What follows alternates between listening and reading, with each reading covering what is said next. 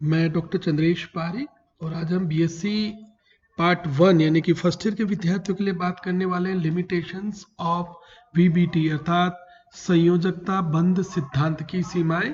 तो आइए बात करते हैं संयोजकता बंध की सीमाएं। देखिए, कोई भी सिद्धांत अपने आप में पूर्ण नहीं होता। वीबीटी के संदर्भ में भी यह बात बिल्कुल सही है।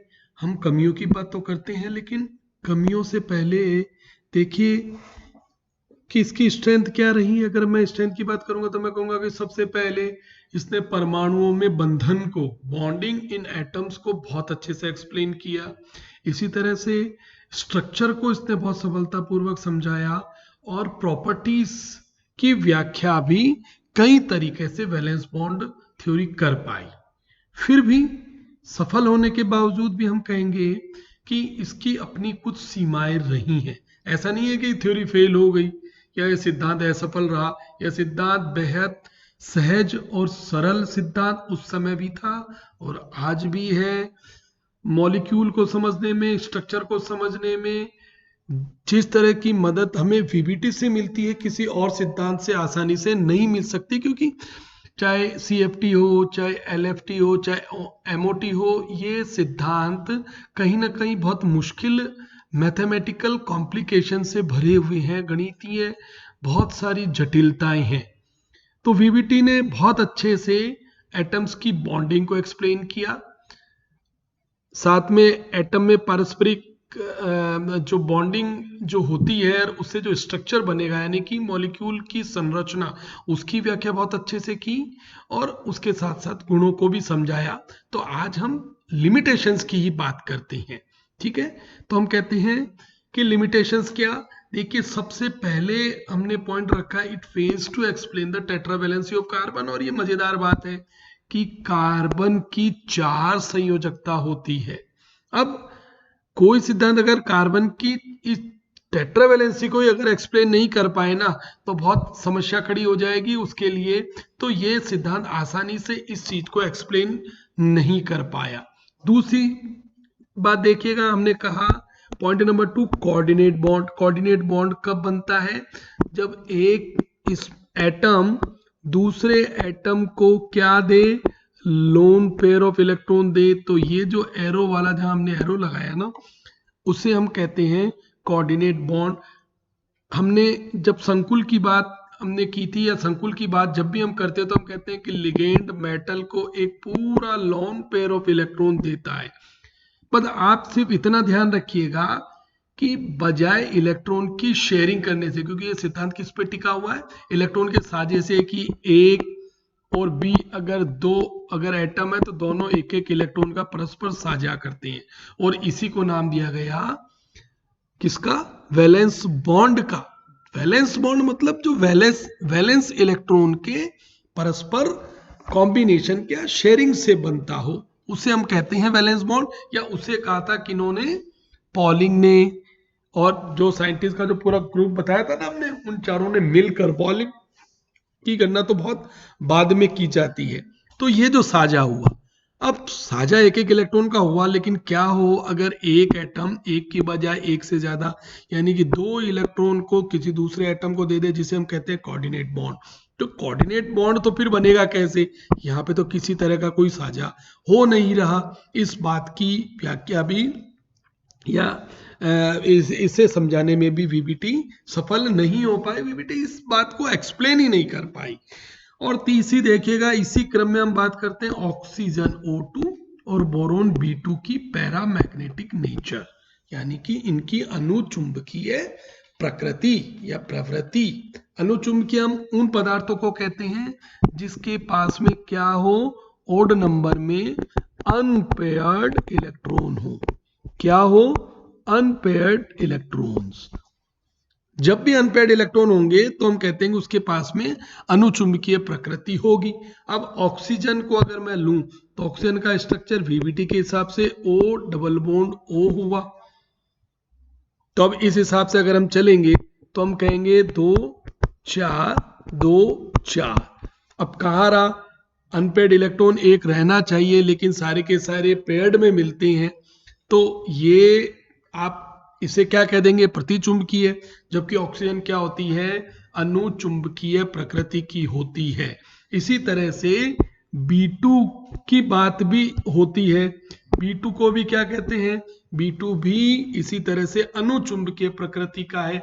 इस बात को VBT बिल्कुल समझाने में सफल नहीं हो पाई।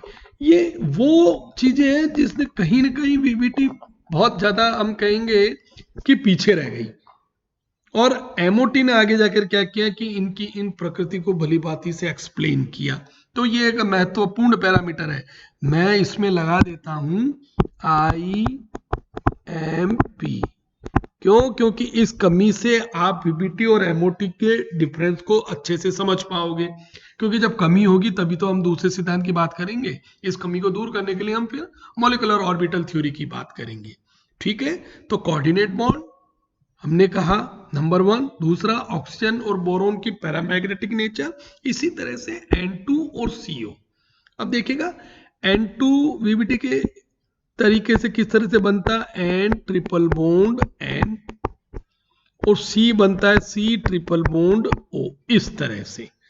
इस केस में क्या होगा, इनके पास में इतनी स्टेबिलिटी यानी कि स्थायित्व कहां से आया, इनकी ये एक्स्ट्रा स्टेबिलिटी यानी कि अति स्थायित्व को समझाने में भी ये लैग कर जाती है या इसमें कमी है। इसलिए ये सिद्धांत इनकी एक्स्ट्रा स्टेबिलिटी को भी समझाने में सफल नहीं हो पाया। इसी तरह से ओड इलेक्ट्रॉन के सिस्टम, जैसे हमने कहा नाइट्रिक ऑक्साइड NO, अब ये कैसे सिस्टम होते हैं जिनके पास में विषम संख्या हो जाती है। NO के अलावा NO2 की बात करेंगे तो वो भी इसी में आएगा। इनके पास में क्या है, जो इलेक्ट्रॉन्स है ना वो विषम संख्या में, सम में नहीं है, तो फिर इनके बीच में बॉन्डिंग कैसे होगी, क्योंकि ये ऑक्टेट रूल को बिल्कुल फॉलो नहीं करेंगे। देखिए अगर ऑक्टेट रूल का मतलब अगर 2 एटम है, सपोज कीजिए मैंने लिखा A और मैंने लिखा B, अब इसके और इसके अगर 8-8 की बात करेंगे हम तो क्या होगा, हमेशा इवन नंबर में ही तो होगा। लेकिन इस केस में जबकि मैं NO ले लूं, अब मैंने N लिया, अब मैं डबल बॉन्ड O से कनेक्ट करूंगा तो कहीं ना कहीं एक इलेक्ट्रॉन जो आएगा ना वो इस तरह से वो 3 इलेक्ट्रॉन में जाने वाला है, यानी कि ओड नंबर में आ जाएगा। अब ये किस तरह की बॉन्डिंग हुई, VBT इसको भी एक्सप्लेन नहीं कर पाई। तो हम कहते हैं कि ओड इलेक्ट्रॉन सिस्टम की बॉन्डिंग को समझाने में भी थ्योरी सफल नहीं रही। ये भी इसकी एक लिमिटेशन या ड्रॉबैक है। ठीक है, हम नेक्स्ट की बात करेंगे इलेक्ट्रॉन डेफिशिएंट कंपाउंड। देखिएगा इलेक्ट्रॉन डेफिशिएंट या इलेक्ट्रॉन न्यून यौगिक उन यौगिकों को कहते हैं जो ऑक्टेट नियम की अनुपालना नहीं करते हैं। तो ऐसे, अब ऐसे यौगिक हो सकते हैं BF3 जैसे, बोरोन के यौगिक ले लीजिएगा, जैसे बोरोन के यौगिक हुए हमारे पास में BS3, B2H6, इस तरह के यौगिक, तो ऐसे कंपाउंड कहलाते हैं इलेक्ट्रॉन डेफिशिएंट, और इनकी बॉन्डिंग को भी ये समझाने में सफल नहीं हुई। अब इलेक्ट्रॉन की एनर्जी को भी ये अगर हमें कैलकुलेट करनी हो तो हम कहते हैं कि उसे भी VBT समझा नहीं पाई। लेकिन ये याद करने में टफ है, तो मेरा ये मानना है आप कोऑर्डिनेट बॉन्ड को लीजिए, ऑक्सीजन और बोरोन की पैरामैग्नेटिक नेचर को ले लें, नाइट्रोजन कार्बन ऑक्साइड की एक्स्ट्रा स्टेबिलिटी या इनमें स्थायित्व क्यों आया, क्योंकि ट्रिपल बॉन्ड है, इसकी एनर्जी ज्यादा है। अब ये एनर्जी की बात तो करता ही नहीं है, तो स्टेबिलिटी की बात भी कैसे करेगा। इलेक्ट्रॉन न्यून यौगिकों में और ऑड इलेक्ट्रॉन सिस्टम की बॉन्डिंग को भी ये समझा नहीं पाया। नेक्स्ट आता है, वो आपको तब अच्छे से समझ पाओगे इस कमी को जब हम MOT की बात करेंगे कि लोकलाइज डीलोकलाइज किसे कहते हैं। तो यहाँ देखिएगा हम कहते हैं assumptions are about the electrons being localized to specific locations। ये सिद्धांत क्या कहता है कि जैसे A के पास में था इलेक्ट्रॉन, इसे हम कह देते हैं X, P था दूसरा एटम, इसके पास में था Y तरह का इलेक्ट्रॉन, इन दोनों ने साझा किया, तो इनके पास में इलेक्ट्रॉन कैसे हुए, X और Y प्रकार के हुए। ठीक है, अब X वाला A की तरफ रहे और Y वाला B की तरफ रहे, ये तो कहलाता है पूरा का पूरा जिसे हम कहते हैं लोकलाइज्ड, यानी कि एक ही जगह पर है। लेकिन अगर पूरे मॉलिक्यूल की बात करेंगे ना, ए बी इस तरह से मॉलिक्यूल में कोई ये तो है नहीं कि मॉलिक्यूल का निर्माण सिर्फ 2 ही एटम से होता हो। मॉलिक्यूल बनते हैं वृहद संख्या में एटम के परस्पर जुड़ाव से। तो ऐसी स्थिति में इलेक्ट्रॉन एक के ऊपर नहीं रहेगा बल्कि डीलोकेलाइज होता है। तो ये जो लोकेलाइज और डीलोकेलाइज है, जिसे हम स्थानीकृत और विस्थानीकृत कहते हैं, तो इसका डिफरेंस करना था वीबीटी को, लेकिन वीबीटी ने क्या किया, उनको सिर्फ लोकेलाइज माना कि x अगर a का इलेक्ट्रॉन है तो a पर रहेगा, y b का इलेक्ट्रॉन है तो वो b की तरफ रहेगा, या एक्स वाई दोनों ए बी के ऊपर लोकेलाइज रहेंगे, स्थानीकृत रहेंगे। ये है। जब हम एमओटी की बात करेंगे तो हम डिटेल में बात करेंगे थोड़ा सा कि लोकेलाइज और डीलोकेलाइज किसे कहती हैं। अब ये बात है, हमने थोड़ी सी चर्चा कर ली थी कि valence bond theory does not predict the correct electronic structure for O2 and similar. O2 जैसे मॉलिक्यूल, डायटोमिक मॉलिक्यूल आते हैं तो जो इनके स्ट्रक्चर होंगे ना वो कैसे होंगे। जैसे डबल बॉन्ड बना ए डबल बॉन्ड ए, अब इसमें सिग्मा कौन सा है, पाई बॉन्ड कौन सा है, ठीक है। तो इस तरह के जितने भी मॉलिक्यूल होंगे ये हम कहते हैं कि उनके इलेक्ट्रॉनिक स्ट्रक्चर को बताने में वीपीटी सफल नहीं हो पाई। और लास्ट में हम कहते हैं formation of colour bye compound, यानी कि जो अलग अलग कंपाउंड्स के जो कलर होते हैं ना, उस कलर को समझाने में भी ये थ्योरी सफल नहीं हो पाई।